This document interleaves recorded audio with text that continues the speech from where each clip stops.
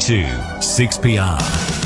An interesting story, and Monica Cost just alluded to it there, is that Australians are getting cosmetic surgery and Botox in order to give themselves an edge against younger co-workers. This story from news.com.au today. Now, one cosmetic surgeon has said that 80% of his patients had plastic surgery because they lacked confidence, and about one half of these people say it affects them at work or when job hunting, and applies to men as well. He also went on to say it's nice for the purists to say it doesn't matter how you look and that we're all equal. This has nothing to do with whether it's nice or not, moral or not, cheap or expensive, who's making money and who's not making money. This is a question of people's working life and their ability to earn money for themselves and for their family, and whatever is available to them to increase their chances is what they'll go for. A clinical psychologist has countered with saying we have to remember that ageing is normal and it's not something to be corrected, and asks, at what point are we allowed to age? Do we have to appear 20-something in order to be perceived as powerful? To discuss this, I'm joined by Anh Nguyen, who's a plastic and cosmetic surgeon from Sculpt Surgery. Good afternoon, Anne. Oh, good afternoon, Jane. How are you? Very well, thank you. What did you make of this story this afternoon, Anne, that people are saying they need cosmetic surgery now to enable them in the workplace to get the promotions and to get the jobs?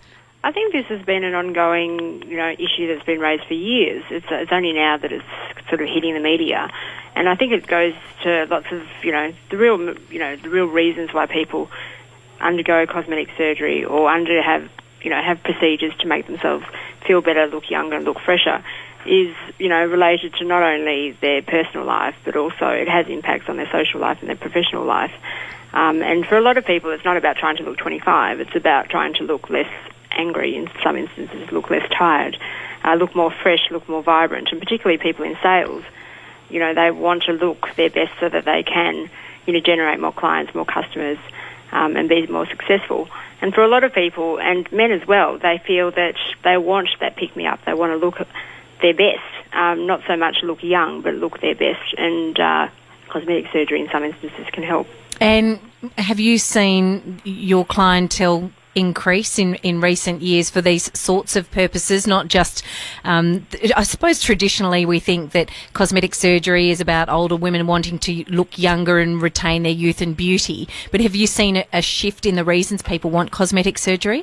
Yeah, I must say that I have actually seen a lot more men, particularly sort of, middle-aged executives, come in for a lot more, procedures such as, wrinkle relaxants, Botox, Dysport, largely because they feel they do say and comment that they need a bit of an edge and they will need a bit of a pick-me-up, and, they still want to look, fresh and vibrant and vital.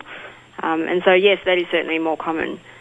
Have you seen a change in the way Botox is used? I remember when it first came out, and there were Hollywood actresses who had it and they couldn't move their faces, and directors were saying, you're using too much Botox, your face is expressionless. Has it become a more refined procedure? Oh, absolutely. I think the stereotype for a lot of people is that, if you get Botox, your face will be frozen. And in actual fact, it's all dose-related and dose-dependent upon how much, what sort of effect you want.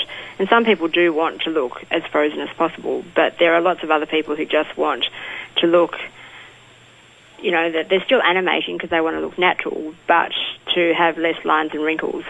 And so it is a lot more refined, and it is very much guided according to what you're hoping to achieve. And at the start of the year, there was a lot of talk about some of our politicians, and that had some work done, some refining procedures over the Christmas break. I suppose they too are under so much scrutiny these days.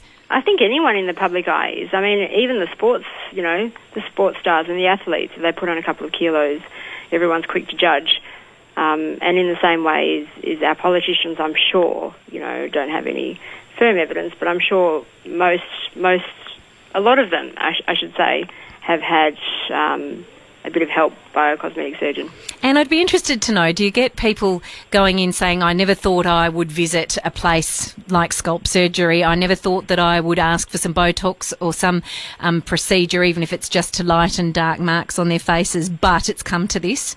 Absolutely. We see it all the time, and a lot of people, a lot of people do, it takes a lot of courage and a lot of, thought before they actually take the step to make the phone call and come in.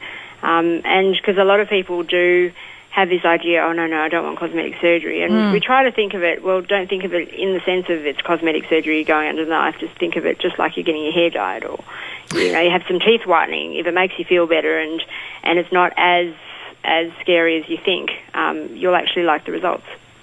Interesting. Thanks for speaking with me this afternoon, Anne. Thanks very much, Jane. Have a good afternoon. Bye Thank now. you too. That's Dr. Anh Nguyen, who is a plastic and cosmetic surgeon, off the back of this story today, and I think Monica will cover it in Today Tonight, that Australians are getting plastic surgery and Botox and various procedures in order to give themselves an edge against younger co-workers. Would you do that? Are you up for that? Interested to hear from you this afternoon, 922 11882. Coming up shortly, we'll hear from Howard Sattler.